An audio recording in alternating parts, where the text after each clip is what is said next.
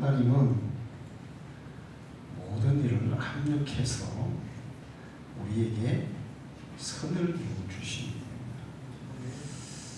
우리 교회에 나무 보일러가 있었어요. 나무 보일러를 뗄 때마다 제가 마음이 좀 꺼림칙했습니다. 요즘 탄소 배출을 줄이자, 그런 얘기를 많이 하는데 교회도 탄소 배출 줄이는 게 동참해야 되지 않냐 이런 생각을 했었어요. 그래서 나무 보일러를 철거하고 이제 정리를 할 생각을 했는데 그만 불이 난 거예요. 불이 나서 보일러실을 다 태웠습니다. 그리고 옆에 교회 벽을 좀 걸렸어요. 그런데 불이 나는 바람에 철거가 앞당겨졌어요. 깨끗이 철거를 했고, 그 다음에 불이 나는 바람에 2층에 시설, 그러니까 난방시설을 새로 지난주에 쌓였습니다. 2층의 난방시설이 이렇게 유치물 실은 전기 배터리로 되어 있어서 전력을 굉장히 많이 먹어요. 그래서 전기선이 막 뜨끈뜨끈할 때가 있습니다. 전기 화재가 날 위험성이 많았어요. 그 다음에 또 사무실이나 기타 화재의 위험성을 가지고 있었어요. 그래서 이번에 내몬 분리로 그냥 싹 바꿨습니다. 그러니까 이제 화재 위험도 없어지고 이제 전체적인 환경도 쾌적해졌어요. 그 화재가 나는 바람에 그게 다 정리도 되고 시설도 새로 할 수 있게 된 거예요. 생각도 못했는데 화재 보험에서 우리한테 보상금이 약간 나왔습니다. 그래서 그 보상기로 그 시설들을 다 새로 할 수 있게 됐었어요. 이제 지나고 보니까 하나님은 모든 일을 합력하여 선하게 이루어 가시는 분이 확실하다. 작년에 우리 교회의 표가 주님의 인재가 나타나는 교회였는데 우리가 3층을 리모델링하고 또 3층 에어컨 시설도 다시 하고 여러 가지 일을 하면서 정말 주님이 우리와 함께 하시는 그런 많은 것들을 경험했습니다. 올해는 우리의 표대로 하나님께서 좋은 결실들을 허락해 주실 줄 믿습니다. 그 결실들이 나타나는 게 이제 주일학교예요. 사실 우리 이 생림 지역의 초등학교 학생이 이 지역 아이들 2명밖에 없어요. 학교가 폐교될 위기에 있기 때문에 3개나 6개 시내에 있는 아이들을 데려와서 한 40명, 50명 이렇게 아이들을 보충을 했는데 이 지역에서 태어나는 아이들은 1년에 2명, 어떨 때는 1명도 없을 때도 있고 그래서 주일학교를 이게 유지한다는 게 정말 어려운 일이에요. 이 다른 교회, 생김에 다른 교회도 아예 주일학교가 없고 학생이 없고 그 다음에 김해 있는 교회들도 주일학교 없는 교회들이 많습니다. 근데 우리는 참으로 감사하게도 우리 제자들이 아이들을 많이 낳는 바람에 주일학교가 유지가 됐어요. 옛날에 우리 가영이가 4살 때 선생님이 다 다른 데로 떠나시는 바람에 선생님들이 없어지고 유치부는 가영이 혼자 남았었어요. 그래서 저는 그냥 선생님도 없고 가영이 혼자인데 주일학교 유초동부하고 같이 그냥 예배드리기 하면 좋겠다 이런 생각을 했습니다. 그런데 우리 집사람이 절대 안 된다. 당신이 가서 해라. 그래서 제가 6개월 동안 가영이랑 둘이서 유치부에 예배를 드렸어요. 그러면서 이제 유치부가 없어지지 않도록 했는데 올해 유치부가 3명은 늘었습니다. 주일학교는 지금 보니까 계속 뭐 4명, 5명 되다가 올해 20명이 더 됐어. 학생회도 올해 이제 또 몇 명이 됐어요? 5명. 한 명 더 늦었습니다. 그래서 힘들지만 그냥 애들도 별로 없고 하니까 그냥 막 안 하면 어떨까, 이렇게 하면 결국에는 주일학교가 없어지는 거예요. 한 명이 있더라도 그 아이들을 하나님의 말씀으로 바로 세우기 위해서 주일학교를 하면 하나님은 축복해 주실 줄 믿습니다. 하면 더해 주시는 분이 하나님이시고, 안 하면 있는 것도 빼앗아 가시는 분이 하나님이세요. 알란트 피부가 그렇잖아요. 여러분, 주님을 위해서 할 수 있을 때 부지런히 하시기를 축원합니다. 오늘은 해외 선교 주일이에요. 그래서 이 선교에 대한 말씀을 드리려고 합니다. 예수님이 성천하실 때 성령을 받으면 예루살렘과 유대와 사마리아와 땅 끝까지 이르러 내 증인이 되리라, 그렇게 말씀하셨어요. 제자들이 그 말씀에 따라서 기도하고 성령을 체험하고, 성령을 체험하는 즉시 이 말씀을 실천하기 시작했습니다. 이때 복음 전파에 가장 열정적인 사람들이 있었는데, 그 사람들이 사도들도 열정을 가지고 했지만 집사님들이었어요. 초대교회 집사님들 7명을 세웠는데, 그 중에서도 스데반 집사님과 빌립 집사님이 가장 열정적으로 복음을 전하는, 선교하는 그런 일꾼들이었습니다. 원래 집사님들을 세울 때는 교회에서 봉사하고 구제하고 뭐 어려운 사람들을 돌보는 이런 일들을 위해서 세웠는데, 이분들은 이런 일도 했지만 전도하는데 더 열심히 했어요. 아주 사도들보다도 더 열심히 했어요. 스데반은 전도하다가 사람들에게 핍박을 받았습니다. 그런데 그게 굴하지 않고 담대하게 전하다가 길거리에서 돌에 맞아 순교를 당했어요. 순교에 개의치 않고 복음을 전한 사람이 스데반 집사였어요. 그리고 얼마 있지 않아서 야고보 사도가 역시 복음을 전하다가 순교를 당했습니다. 그 당시에 복음을 전한다는 것은 곧 목숨을 걸어야 하는 그런 것이었어요. 그럼에도 불구하고 이 빌립 집사님은 그런데 전혀 개의치 않고 생명의 위협을 무릅쓰고 복음을 전했어요. 정말 열정적으로 복음을 전했어요. 빌립 집사가 이렇게 복음을 전하니까 성령께서 그 마음을 감동합니다.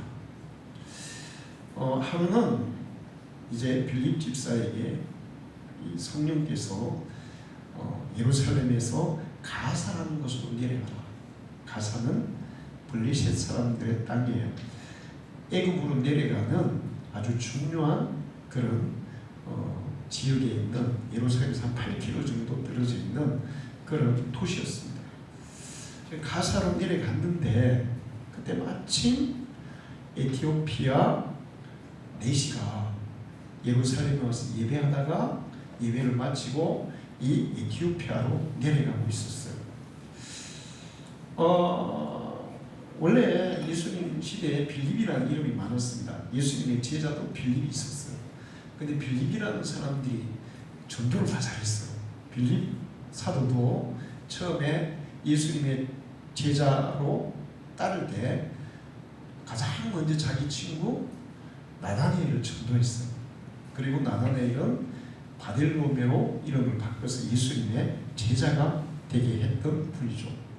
근데 이제 지금 오늘 성경에 나오는 이분은 사도 빌립이 아니라 집사님 빌립이었어요.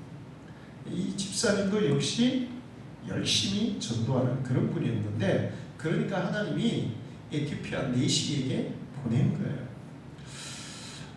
에티오피아 내시가 그냥 단순한 내시가 아닙니다. 그 당시에 에티오피아는 간다게라는 여왕이 통치하고 있었어요.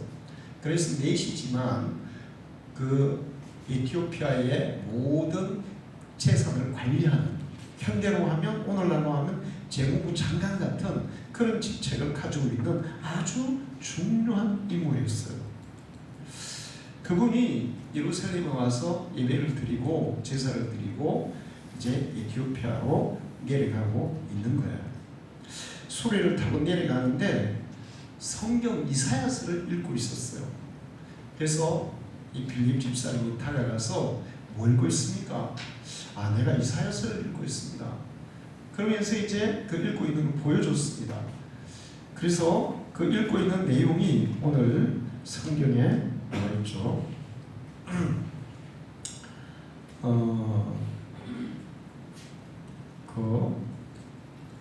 이사야 53장 7절에서 8절 말씀이에요.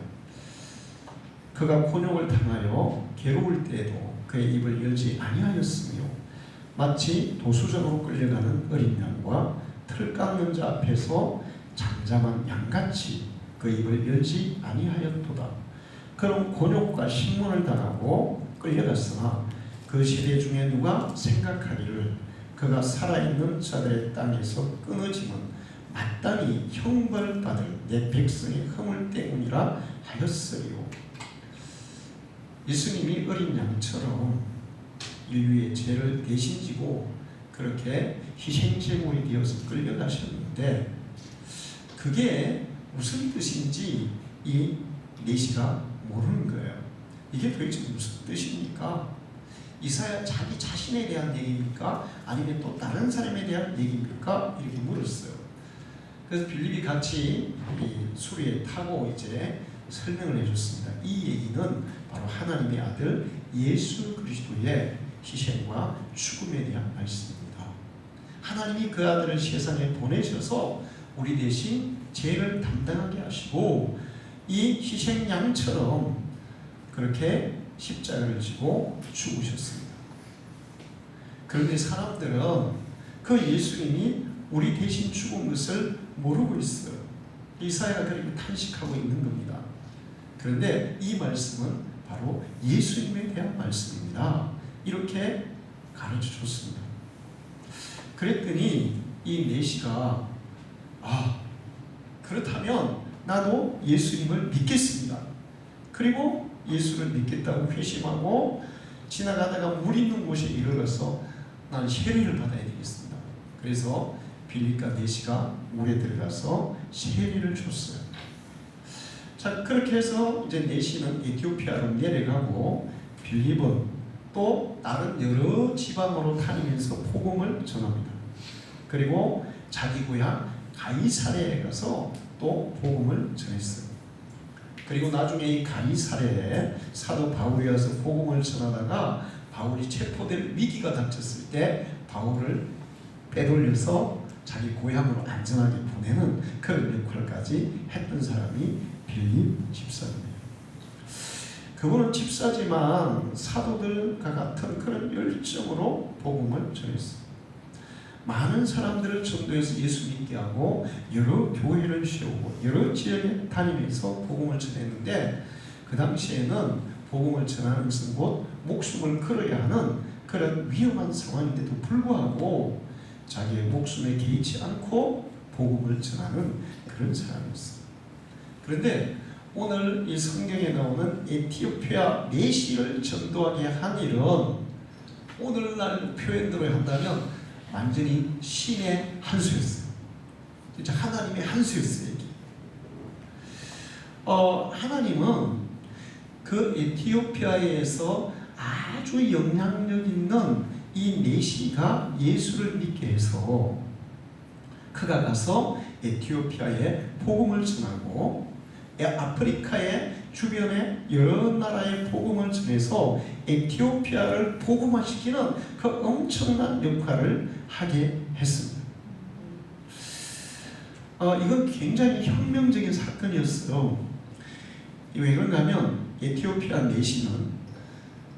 내시지만 이제 예루살렘에 와서 제사를 드렸잖아요.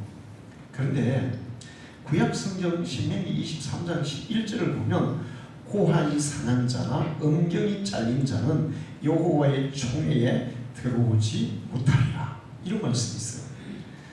내시는 하나님을 믿어도 유대인이 될 수 있다는 거예요, 없다는 거예요? 없다는 거예요. 하나님의 백성이 될 수 없다는 거예요. 내시는. 근데 이분은 그래도 하나님을 믿었어요. 자기는 정말 하나님을 믿고 하나님 앞에 제사도 잘 드리고 예배도 잘 드리고 에티오피아에서 예루살렘까지 와가지고 막 제사도 드리고 그러는데도 불구하고 내시라는 것 때문에 하나님의 백성이 될 자격이 없는 사람이었어요. 그럼에도 불구하고 하나님을 예배하는 정말 이 믿음 많은 신실한 그런 사람이었습니다. 그런데 이 사람이 그렇게 하나님을 믿는데도 불구하고 하나님의 백성이 될 자격이 없다 할 때 얼마나 안타깝고 답답했겠어요. 그런데 빌립을 통해서 예수님을 소개받고 예수님을 믿는 순간에 어떤 변화가 일어나냐 하면 예수를 믿으면 누구든지 영접하는 자, 그 이름을 믿는 자들에게는 하나님의 자녀가 되는 권세를 주셨으니 할렐루야. 자, 하나님의 백성이 될 자격도 안 되는 자기에게 하나님은 예수를 믿음으로 하나님의 백성이 아니라 하나님의 자녀가 되는 권세를 주셨다는 거예요. 할렐루야. 이게 얼마나 엄청난 일입니까? 자기는 하나님을 믿어서 정말 하나님의 백성이 되고 싶은데 내시라는 것 때문에 그게 또 안 됐는데 예수님께서 이 자격이 안 되는 절대로 될 수 있는 그런 사람까지도 그들의 모든 죄를 다 씻어서 하나님의 백성, 특히나 하나님의 자녀까지 되는 그런 엄청난 은혜를 베풀었다는 거예요. 할렐루야. 이 사실을 그가 마음속에 느꼈을 때 얼마나 예수님에 대한 은혜가 컸을까요? 주님에 대한 감사가 얼마나 컸을까요? 와, 그래. 내가 이렇게 예루살렘에 와서 예배를 드리고 제사를 드리고 해도 하나님의 백성 자격을 못 얻었는데 하나님의 아들 예수 그리스도가 나를 하나님의 백성이 아니라 하나님의 자녀로 삼아주셨구나. 할렐루야. 네? 그 은혜가 너무 커서 얼마나 감격적이었겠어요. 이게 바로 하나님의 역사인 줄 믿습니다. 그냥 예수 믿어서 구원받는 그 정도 은혜가 아니라 이거는 진짜. 그러니 얼마나 그 은혜가 크게 느껴졌겠어요. 그래서 자기 고국에 돌아가서 자기의 지위를 활용해서 에티오피아를 복음화시켰어요. 할렐루야. 초기에 에티오피아가 기독교 국가가 됐다고요. 그 엄청난 일을 했는데 이것은 하나님의 한수였고 또 전도의 열정을 가진 빌립을 통해서 하나님이 이 일을 이루신 줄로 믿습니다. 자, 빌립 집사의 열정적인 전도가 얼마나 놀라운 일을 일으켰는지 우리는 알 수 있어요. 열정을 가지고 복음을 전하다 보면 우리의 삶에도 놀라운 역사가 있고 우리가 복음을 전한 그 지역, 그 나라 또 그 민족에게도 엄청난 놀라운 역사가 일어나는 줄로 믿습니다. 1787년 어느 날이었는데 영국의 한 구두수송공이 예수님을 영접하게 됐어요. 구원의 은혜를 체험했어요. 그런데 이 구원의 은혜를 체험하고 나니까 성경이 너무 읽고 싶은 거예요. 그래서 열심히 성경을 읽다 보니까 성경 곳곳에 복음을 전해야 된다는 말씀이 너무 많은 거예요. 그렇구나. 내가 하나님의 은혜로 구원을 받았는데 이 구원의 복음을 다른 사람들, 알지 못하는 사람에게 전하는 것이 바로 예수 믿는 사람의 사명이구나. 이걸 이제 느낀 거예요. 그래서 그는 하나님 앞에 이렇게 기도했어요. 하나님, 아직 한 번도 복음을 듣지 못한 지구상의 사람들에게 저를 보내시고 복음을 전하게 하소서. 공부도 제대로 안 했어요. 구두 수송공이에요. 구두 중에서 구두 팔고 시키면 구두 수송하는, 구두 닦고 수송하는 그런 일을 하는 사람. 선교사로 나가려면 여러 가지 조건들이 있거든요. 그리고 그 당시에는 선교사로, 개신교회는 선교사로 파송도 잘 안 했어요. 거의 뭐 선교사로 나가지 않았어요. 그런 시대인데 그는 선교에 대한 꿈을 가진 거예요. 그리고 하나님, 저를 지구상에 예수를 모르는 사람들에게 복음을 전하는 도구로 써 주십시오. 이렇게 기도했어요. 그리고는 세계 지도를 펴놓고 복음이 전해지지 않는 곳에다가 이렇게 손을 얹고 기도했습니다. 그리고 그 지역의 언어도 공부했어요. 선교사로 가면 그 지역 말을 알아야 되니까. 그래서 공부를 했어요. 구두수송공이지만 전도 생각만 하면 마음이 뜨거워져서 견딜 수가 없는 거예요. 그러는 어느 날 목사님들이 모인 어떤 모임에 우연히 가게 됐어요. 그래서 거기서 목사님들에게 어떻게 보면 주제넘을 수도 있지만 얘기를 했습니다. 목사님들, 제가 성경을 읽다 보니까 우리는 반드시 선교해야 된다는 것을 알게 됐습니다. 우리는 전도해야 됩니다. 이렇게 얘기를 했어요. 그랬더니 그 자리에 있던 영국의 유명한 신학자 리랜드 박사가 이 구두수송에게 얘기를 했어요. 젊은이, 그 자리에 앉게. 하나님이 이방인들을 구원하기 원하신다면 자네가 없어도 얼마든지 하실 수 있니? 그런 광신자 같은 소리는 하지 말게. 이렇게 얘기했어요. 그 당시에 분위기가 그랬어요. 선교에 대해서 별 관심이 없는 시대였어요. 개신교는 그랬어요. 천주교 예수회에서는 선교를 열정적으로 했는데 개신교회는 그때 선교에 대해 별 관심이 없던 시대예요. 하나님이 이방인들을 구원하기 원하신다면 자네가 안 가도 얼마든지 할 수 있네. 그런 광신자 같은 소리는 하지 말게. 이렇게 얘기하는 거예요. 그때 이 구두수송공이 얘기했습니다. 박사님, 말씀이 맞습니다. 하나님은 저나 박사님이 이방인들에게 복음을 전하지 않아도 다른 사람을 통해서라도 아니면 다른 방법을 통해서라도 복음을 전하게 하실 수 있는 분입니다. 그러나 제가 믿기는 하나님은 박사님이나 저를 통해 이 일을 하기를 원한다고 생각합니다. 이렇게 얘기했어요. 그리고 결국 그는 인도로 선교를 가게 됩니다. 그가 누구냐면 바로 현대 선교의 아버지, 현대 선교의 세계 선교의 장을 연 선교의 아버지 윌리엄 캐리였어요. 그가 인도로 가서 16개 방언으로 성경을 번역했어요. 1810년에 인도의 세람푸드 대학교를 설립했어요. 인도의 많은 잘못된 관습들을 개혁했어요. 특히 사티 제도도 개혁했어요. 사티는 뭐냐, 남편이 죽으면 살아있는 아내를 같이 묻어버리는 거예요. 얼마나 비인간적인 거예요.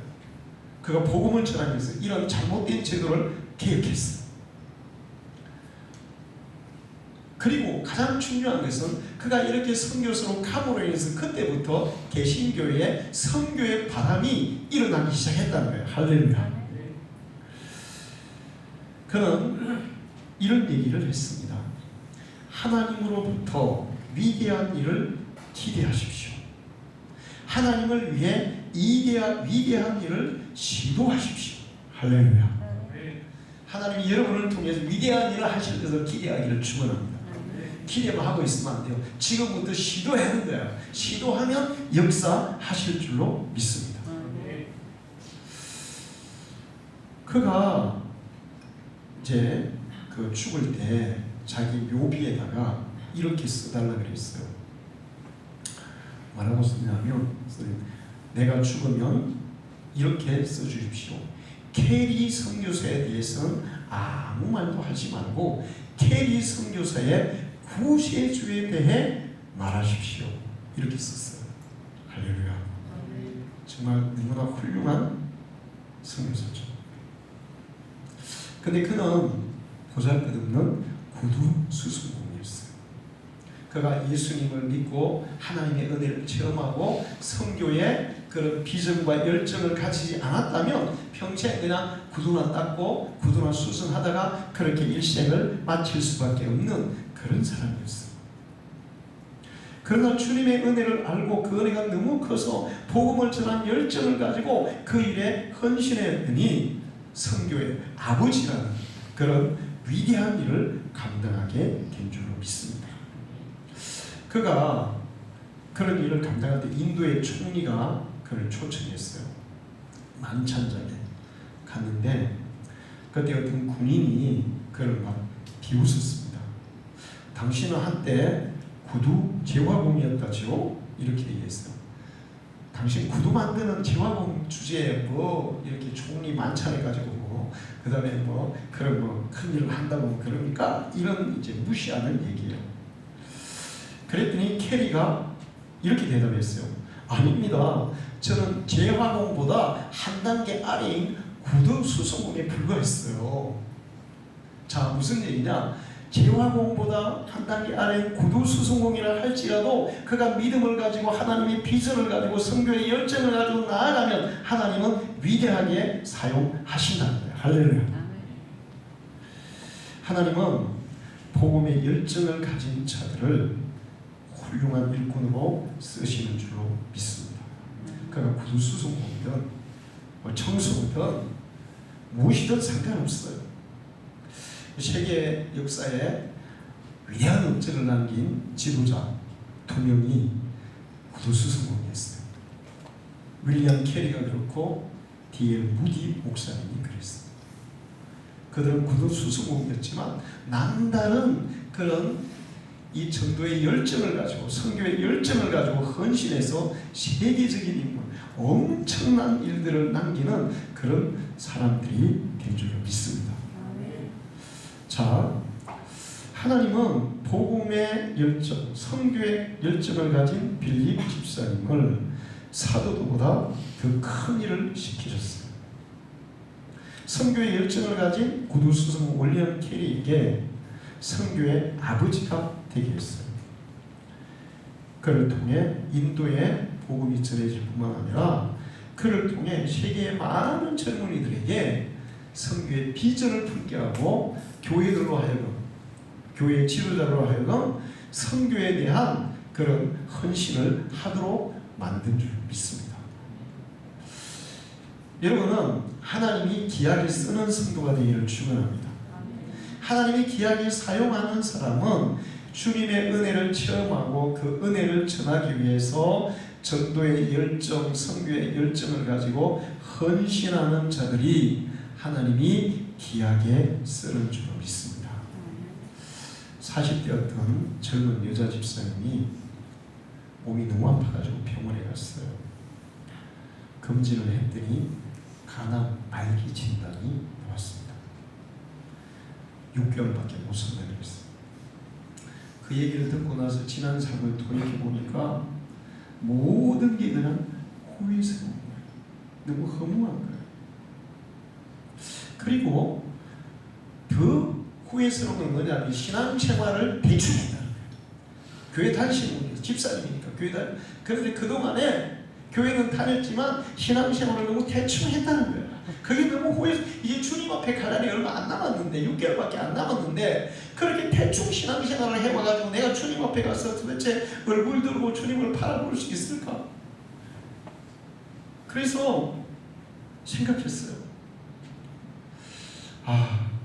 이제 곧 주님을 만나야 되는데 그때 내가 주님 앞에 부끄럽지 않게 쓰려면 내가 어떻게 이 남은 기간을 보내야 될까? 그래, 예수님이 가장 기뻐하는 것이 뭔가를 해야지.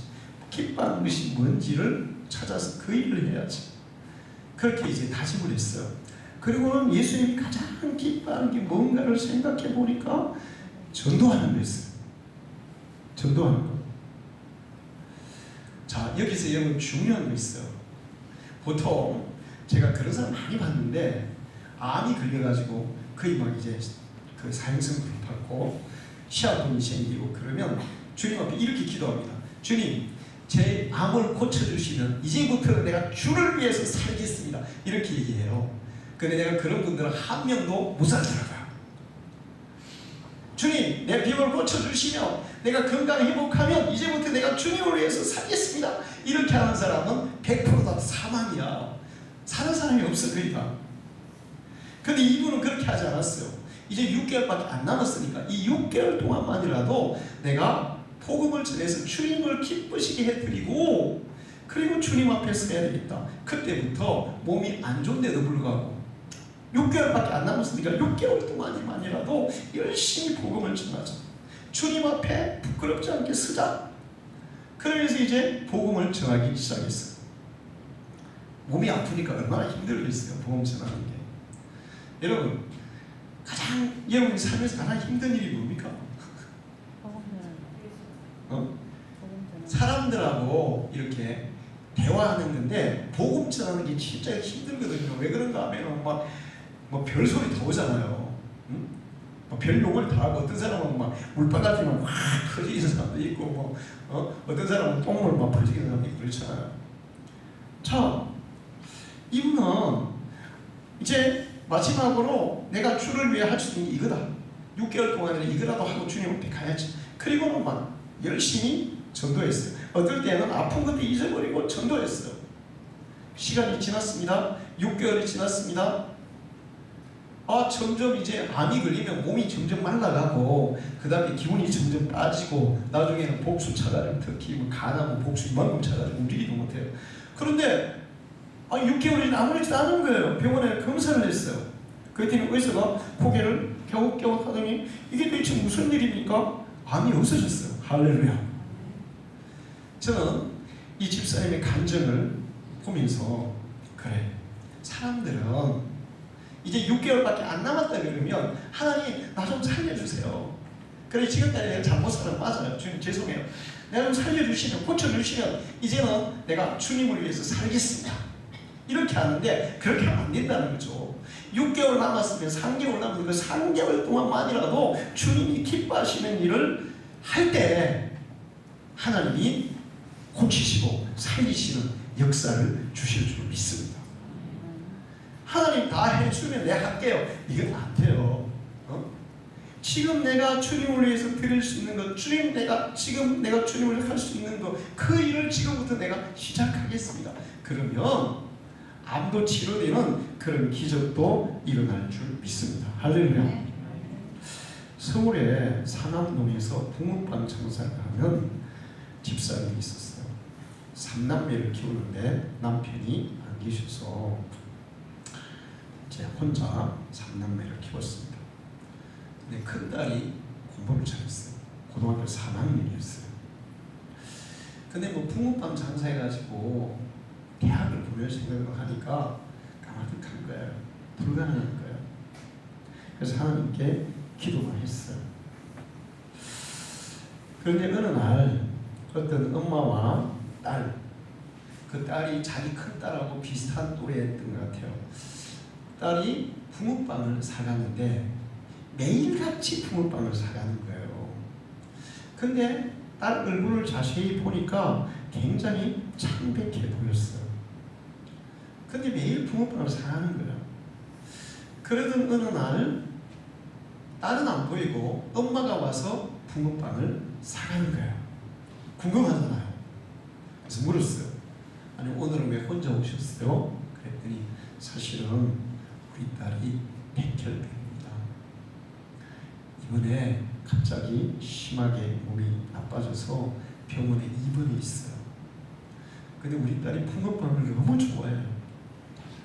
그래서 매일 붕어빵을 사갖고 지금 병원에서도 붕어빵 먹고 싶어요. 그래서 죽기 전에 붕어빵이라도 먹으라고 제가 사가는 겁니다. 그 얘기를 들었어요.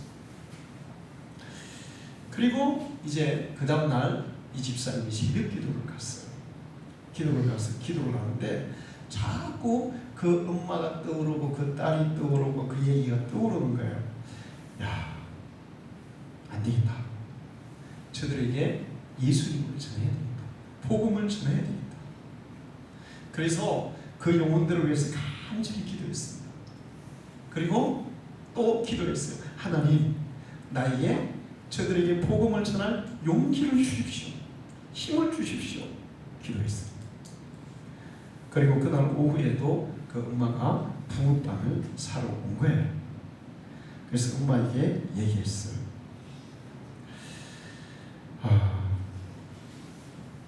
같이 예수님을 믿었으면 좋겠습니다. 그리고 제가 함께 기도해 드리겠습니다. 그러면서 복음을 전했어요. 그런데 그 다음 주일날 그 남편하고 부인이 같이 교회에 등록을 한 거예요. 그래서 이제 목사님하고 신자들이 막 신방 가서 막 기도해주고 막 했어요. 응? 열심히 기도하고 막 합심해서 기도하고 또 가서 신방하고 기도하고 막 그랬습니다. 그런데 얼마 안 지나서 막 이 딸이 죽은 거예요. 그러니까 이제 목사님부터 신자들이 전부 다 마음이 들썩하는 거예요. 하나님 살려주셔야 되는데 이 사람들이 교회 나온 지 얼마 안 됐는데 이 사람들이 실종하면 어떡해요? 낙심하면 어떡해요? 그러면서 막 고민을 했어요. 그런데 그 엄마가 뭐라고 얘기하냐면, 집사님이 뭐라고 얘기하냐면, 집사님 너무 감사합니다. 우리 딸이 하나님도 모르고 예수님도 모르고 죽었으면 어디로 갔겠습니까? 우리 딸이 그래도 마지막에 예수님을 믿고 하나님을 알고 천국에 가서 너무 감사해요. 이렇게 얘기하는 거예요. 할렐루야. 자, 그리고 나서 주일이 지난 오후에 그 부부가 이 집사님 집을 찾아온 거예요. 찾아와서는 봉투를 하나 주는 거예요. 뭡니까? 그랬더니 사실은 우리 딸도 고3이었습니다. 우리 딸이 대학 가면 주려고 그동안에 저희는 이렇게 등록금을 다 준비해 놨었어요. 근데 이제 우리 딸이 천국으로 갔잖아요. 이제는 이 돈을 쓸 데가 없어졌어요. 그래서 우리 부부가 고민했어요. 이 돈을 어디다 써야 가장 귀하게 사용할 수 있을까? 고민하다가 집사님 딸이 생각났습니다. 집사님 딸이 공부도 잘하고 대학을 가야 된다니까 우리 딸 대신에 이 돈을 가지고 대학을 갔으면 좋겠어요. 그 집사님이 아닙니다. 받지 못한다 그랬더니 그분들이 이렇게 얘기했어요. 집사님, 아니었으면 우리 소연이, 딸이 소연인데 소연이가 하나님을 알지 못하고 하나님 나라도 못 갔을 거예요. 근데 집사님을 통해서 예수를 믿고 하나님 나라 갔잖아요. 우리가 이렇게 해야만 우리의 마음이 편할 것 같아요. 제발 받아주세요. 그래서 등록금을 주었어요. 할렐루야. 하나님은 우리가 이 땅에서 하늘의 씨앗을 뿌릴 때 하나님은 땅의 열매도 하늘의 상급도 주실 줄로 믿습니다. 우리가 복음을 전해서 한 영혼을 구원할 때 주님은 하늘에서 잔치를 부린다고 하셨어요. 그리고 그 영혼을 돌아온 우리에게는 하늘의 상을, 땅의 열매를 주실 줄로 믿습니다. 제가 선교사들의 얘기를 이렇게 쭉 여러 선교사들의 감정 그런 책들을 읽어보니까 정말 인간적으로 굉장히 보잘것없는, 그리고 사람들이 멸시하는 그런 좀 상태에 있던 사람들인데, 이 사람들이 예수를 믿고 선교의 열정을 가지고 그 일에 헌신해서 세계적인 인물이 된 사람들이 많더라고요. 할렐루야. 어떤 사람은 아마존에 가서 선교를 했는데 나중에 미국의 대통령이 백악관이 초청해서 식사를 대접했어요. 그분이 그렇게 초청받은 사람이 아니었습니다. 근데 대통령 초청이 그렇게 중요한 건 아닌데 어쨌든 그렇게 사람들이 인정해주는 그런 사람이겠다는 거예요. 우리가 복음을 전할 때 하나님은 하늘에서 우리를 통해 구원받는 그 영혼들을 기뻐하시고 노래하시고 춤추시고 그 영혼을 전도한 우리에게는 그런 땅의 상급과 하늘의 상급을 다 내리십니다. 할렐루야. 여러분의 이웃, 여러분의 가족에게 복음을 전하십시오. 그리고 복음을 듣지 못한 외국에 있는 많은 영혼들에게도 복음을 전할 비전을 가지기를 축원합니다. 우리 개신만의 기도회 때 여러분 매일 그 성경 큐티 하시는데 거기에 공동체를 위한 기도 제목, 열방을 위한 기도 제목이 있어요. 근데 열방을 위한 기도 제목을 들을 때마다 저는 막 가슴이 팝니다. 얼마나 많은 사람들이 복음을 듣지 못하고 있고 또 복음을 들을 수 없는 환경에서 정말 아무 삶의 희망도 없이 그렇게 비참하게 죽어가는 사람이 얼마나 많은지 몰라요. 그들에게 복음이 전해진다면 그들이 하늘의 소망도 가지겠지만 이 땅에서의 삶도 그 희망을 가지고 살아가는 그런 역사들이 일어날 줄 믿습니다. 지난번 우리 다니엘 기도회 때 필리핀에서 선교하시는 선교사님, 필리핀의 그 엄청나게 가난한 아이들, 그들에게 가서 복음을 전했더니 그 아이들이 꿈을 가지고 비전을 가지고 막 자라고 있지 않습니까? 할렐루야.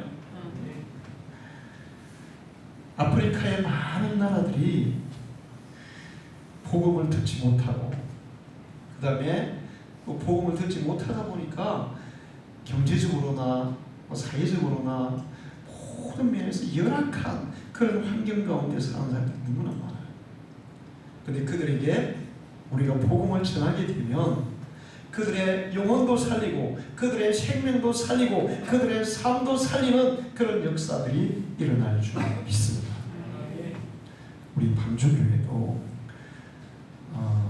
지금 현재 우리가 할 수 있는 최선을 다해서 선교사 한 명 파송하고 또 5명의 선교사들을 지원하고 그러는데 저는 그 많은 선교사들을 지원하면 좋겠어요. 여러분이 선교의 비전을 가지고 같이 기도하고 협력하고 헌신할 때 그 하나님의 놀라운 역사들이 일어날 줄 믿습니다. 기도하겠습니다. 하나님 아버지, 저희를 주의를 불러주시고 귀한 말씀 주셔서 감사합니다. 주님은 우리를 구원하셨습니다. 그리고 그 구원의 사실을 알지 못하는 모든 자들에게 전할 사명을 주셨습니다. 우리가 전하지 않으면 그들은 들을 수 없고 듣지 않으면 믿을 수 없고 믿지 않으면 구원을 받을 수가 없습니다. 우리가 전해야만 그들이 예수님을 믿고 그들의 생명이 살고 그들의 영혼도 구원받는 역사가 일어날 줄 믿습니다.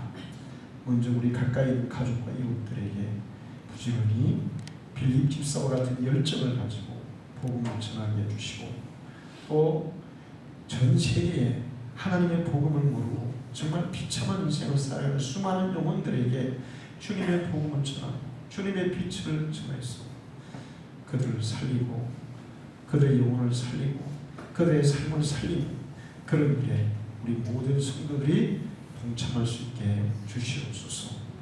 예수님의 이름으로 기도하옵나이다. 아멘.